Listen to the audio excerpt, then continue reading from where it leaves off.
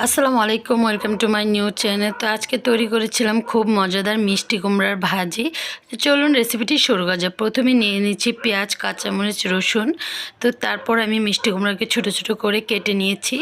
তারপর আমি এখানে একটা কড়াইতে তেল গরম করে দিয়েছি। তেলটা গরম হয়ে আসলে এখানে আমি রসুন কুচিগুলো দিয়ে দিব। তারপর দিয়ে দেব পেঁয়াজ, কাঁচামরিচ। পেঁয়াজ কাঁচামরিচটা দিয়ে আমি খুব ভালো মতো ভাজা ভাজা করে নেব। ভাজা ভাজা সেরকম একদম ভাজা ভাজা না, মিডিয়াম ভাজা ভাজা করে নেব। তারপরে এখানে আমি মিষ্টি কুমড়াগুলো দিয়ে দেব। তারপর দিয়ে দেব 1 চামচ লবণ। দিয়ে আমি খুব ভালো মতো এটাকে মিশিয়ে নেব।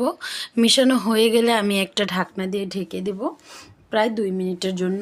তো অনেকে নাকি বলে ঢাকনা দিলে পানি ওঠে, মিষ্টি কুমড়া গলে যায়। তো আমারটা কোনো রকমই একটু পানি ওঠে না। আমি পুরো তেলের মধ্যে দিয়ে ভাজা ভাজা করেছি। আমার এখানে এক পরিমাণও পানি ওঠেনি। তো তারপর ঢাকনা খুলে আমি নাড়াচাড়া করে দিয়ে মিশিয়ে আমি আবারও ঢাকনা দিয়ে ঢেকে দিয়েছি। তো এই পর্যায়ে ঢাকনাটা দেওয়ার পর আমার মিষ্টি কুমড়াটা একদম তেলে ভাজা ভাজা হয়ে গেছে এবং সিদ্ধও হয়ে গেছে। তো এই পর্যায়ে আমি আর ঢাকনা দিয়ে ঢাকবো না।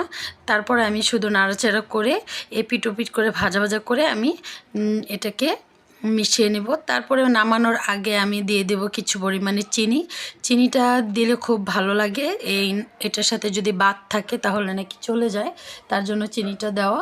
তো চিনিটা দিয়ে আমি মিশিয়ে নেব। মিশানো হয়ে গেলে আমি নামিয়ে নেব। এই তো হয়ে গেল আমার খুব মজাদার মিষ্টি কুমড়া ভাজি। যদি ভালো লাগে তাহলে চ্যানেলটাকে সাবস্ক্রাইব করে পাশে থাকবেন।